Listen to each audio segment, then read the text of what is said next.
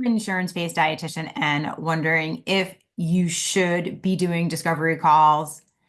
If that sounds like you, which seems like every single dietitian that I come in contact with, you're going to love today's video because I'm going to walk you through a handful of reasons why you should not be doing discovery calls. And then I'm going to give you 5 different directions to go. So you can, if you're doing them now, you can kind of virtually eradicate them from your day to day. So I'm Amy Plano. I'm the reimbursement dietitian, and I help dietitians get credentialed, build the shit out of insurance, and make the money they deserve.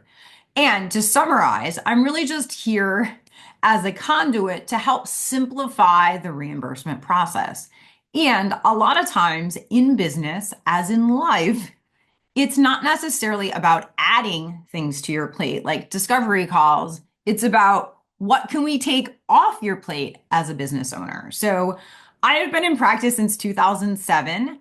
And I've been running a group private practice since 2009. So I've been accepting insurance for almost 2 decades at this point, which is bananas.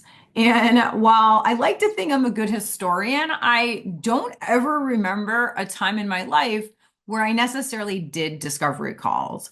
I know if what I see a lot in our space is if you are a cash-based dietitian, right? And you are selling probably premium products, premium services, there's a 99% chance that, like your background, you've always done discovery calls, which essentially are sales calls, right? So, but if you are new to the world of insurance and that's kind of buzzing around in your brain, should you be doing discovery calls? My response is generally a hard no, right? Because lots of different reasons, but let's talk about the first one, which is most important. We can only bill insurance for face-to-face time, right? And so we're going to talk about there may be rare exceptions where you actually want to jump on a call with a prospective client because they might be batshit crazy and you may not want to have them as a client. So that is more a protective factor for you. But discovery calls can take some time. And one of the reasons why I very rarely pick up my phone, because it's also my business phone, is that inevitably, like clockwork, there might be a person trying to make an appointment, which would be fine, but it's never about making an appointment. You guys know exactly what I'm talking about, right? Somebody calls you to make an appointment and they realize you are also the dietitian who may be seeing them.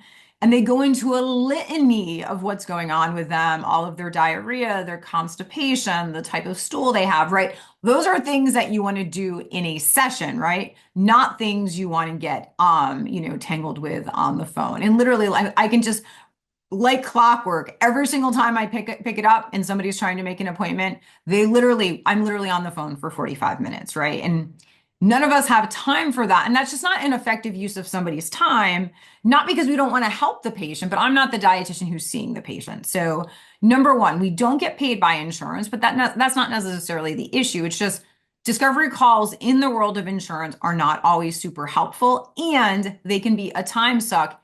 And if you're anything like me, they can be mentally draining. So let's talk about a couple different things. Let's talk about 5 things you guys can be doing right now if you're doing discovery calls and you want to scale back on them and eventually get rid of them like I do in my practice. So in my practice, the goal is that we electronically onboard. Let me share my screen. We electronically onboard as many people as we possibly can.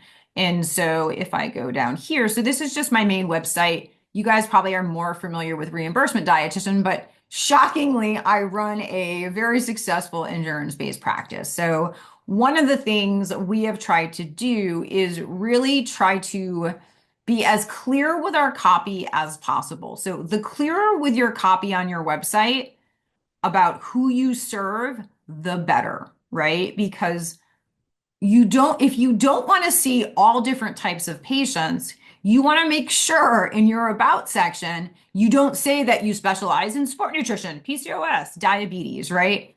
The goal of your website is to attract more of what you want to service, right? And so your copy, the words you use on your website are super important, right? So if you specialize in IBS, IBD, GI stuff, we want to make sure that's front and center, right? That's not to say that you may not also serve it up to other types of conditions, but your website should tell us exactly who you are and who you serve and how you do it, right? So if you land on amyplano.com, we service a little bit of everything, and then I'm going to talk about who we don't service. So making sure that your copy is crystal clear. And I know what you guys are going to say. You're going to say to me, well, if I don't say I specialize in 100 different things, which is, we all know, not true.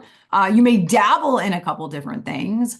Then you're afraid that you're going to repel people. But remember, we want to season your website so people are searching for you in the light of what you actually want to do, because you do not want to attract what you do not want to service, because long term, that is what leads to burnout. So make sure your copy speaks to your ideal client. And if you have more than one ideal client, people, avatars, you can also speak to that as well. But do not put shit on your website about conditions and diagnoses you do not want to treat, because like Murphy's Law, those ones will come. So make sure your copy is crystal clear. Number two, an easy way to get rid of discovery calls is to think about the main questions you receive on the discovery calls and just create a frequently asked questions PDF and slap it onto your website. And so we have one on our website. And let's see. So we're obviously, you can see I'm a little bit crazy. But here, if you click here, you can just see these are some of the frequently asked questions. It's long, right? But we kind of go into detail. People ask us about meal plans. People ask about like how often they need to be seen. Why do you take a credit card, even though I'm going to use insurance? So on and so forth, right? A lot of times people on the discovery calls, those are the questions they have. So anything that you can think of that somebody asks you in your head on a discovery call, put it on a PDF. In complete transparency, do people always read the shit on our website, right? Like I've got like spreadsheets and I've got PDFs and I've got videos.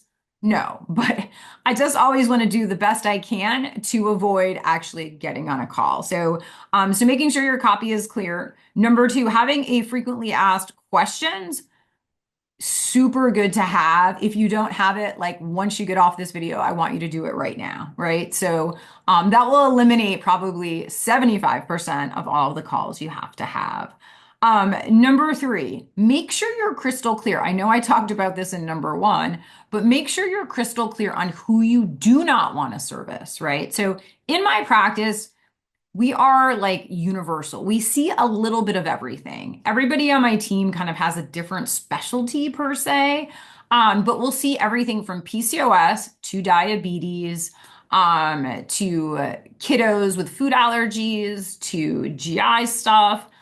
So we dabble a little bit in everything because we do have members of my team who shine through in different areas, right? But with that being said, nobody services eating disorders. So on my website, it says that very clear, and it takes it one step further, and it actually gives a link if somebody has an active eating disorder, who I would suggest and where to go, right? Because sometimes people will call me up and be like, oh, okay, I see you don't do eating disorders, but who would you recommend? Well, cool. Go to my website. Already did all the homework for you. Just call Julia Worth. She's in New Haven. She takes insurance. She's amazing. Okay, right? So you really want to be clear with who you do not service. And then if you can and you know, who would you refer them to? So, and then in Connecticut, we do not have Medicaid coverage right now. It's something 2025 that we're emerging. And I think in July of this year, we will be getting it. But I also want to be very clear in terms of we don't service that.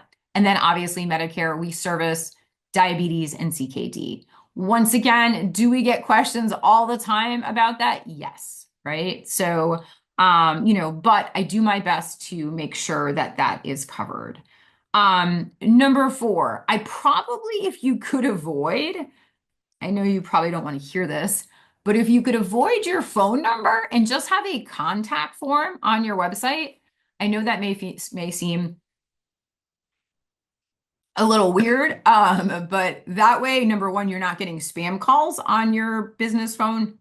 And number two, if somebody legitimately like thinks that they are a snowflake, right, and does not fit any of the criteria or has additional questions that you did not address, on your frequently asked questions section, then you can have a contact form where, they can ask you if they are a good fit, probably by describing who they are and what they need help with, right? So maybe on your contact form, you put that like, so if you're unable to answer questions on this website, please shoot us an email using this contact form, not your direct email, right? Make sure it goes through your contact form so they do not have your direct email because then they will blow you up. I can tell you that. Contact form. And then you can decide based on the language, the verbiage, and respond, are you a good fit? If so, then you say, yes, I can certainly help you. Those are things I'm well versed in. Here's a link to schedule your appointment. And then you just link them back, to your website. And lastly, I understand that there may be snowflakes, although we all know there's probably not really any snowflakes. But if you have to do a discovery call or you have to jump on a phone call, words of wisdom is obviously limit it to 5 minutes and let the patient know you have something coming up in 5 minutes. So, I would say to somebody like, I just wanted to really reach out. I know you had some quick questions. I do have a hard stop. I hate that saying, but I have a hard stop at 10:15. So I'd love to hear in the next kind of like couple minutes, like, what are some of your questions for me about my practice and how we can potentially help, right? And so that way, even though they may not be listening, because we all know people do not listen super well, you can kind of like exit within 5 minutes. So, and once again, in that scenario, like you may be actually dodging a bullet, right? Because sometimes when you jump on a phone on a call with some of these people, you realize that you probably just are not a good fit. And that actually saves you a lot of time, energy, and aggravation during that actual session. So, do I do discovery calls for my insurance-based private practice? No. Have I ever done them? No, but that's actually probably because I didn't even know what the fuck they were. But let's just kind of recap the 5 things that you can do to decrease the volume that you're doing in terms of discovery calls and hopefully over time just really limit them. So number one, make sure your copy on your website and who you serve is crystal clear, right? Make sure that you are repelling the people that you do not want to serve, right? Number two, have a frequently asked questions PDF that you can update regularly. I do mine in a Google Drive. It's like they can just view only. I'm also crazy, so I do a video. And then I also have a spreadsheet so they know which dietitians to actual schedule with. So if somebody wants PCOS, they would go with Audrey, but that's complicating things. And then, so making sure frequently asked questions or a video, I have both. Having really good copy. Number three, making sure that we are crystal clear with who we do not serve, right? Because we do not want to kind of get more people into our stratosphere that are not people. And I'm not even just saying like ideal clients. Like if you do not do a particular service, right? So like if you're an oncology dietitian, right? You probably want to be very clear that those are the types of services that you offer, right? It does not mean that on a one-off basis that you would not service other people. But if you do not feel competent and confident, then obviously you wouldn't. And then if you can have a place to refer them, you know what I mean? If you find you're getting a high frequency, we get a high frequency of requests for Medicaid, we send them to Yale, we have the phone number, we get a high frequency of requests for eating disorders, we send them to Julia Worth in New Haven. She is amazing. Have a contact form. Try to like minimize your phone number out there because then number one, you'll get more spam.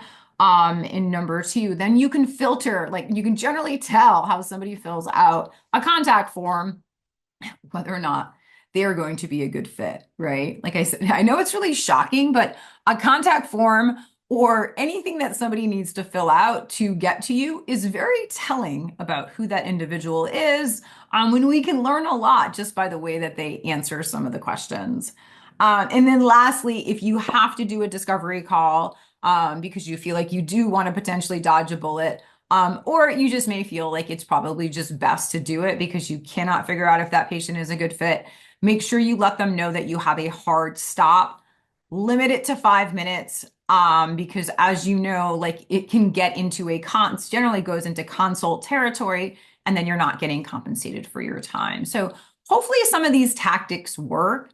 Let me know, like what questions, like what are you guys, I know a lot of you guys are cash based who are coming into the space. Like, what are some of your questions like on discovery calls? Like, are you struggling with getting rid of them? Who's not doing them? Like, would love to know your thoughts on this. Kind of let me know in the comments below, like who's doing them, who's not doing them, and then if you are doing them, why you're doing them, and if you're struggling with getting rid of them. So I'm Amy P, the reimbursement dietitian, and I am on a mission to simplify the entire reimbursement process from onboarding to offboarding for all registered dietitians and CNSs. And hopefully you guys found this video helpful.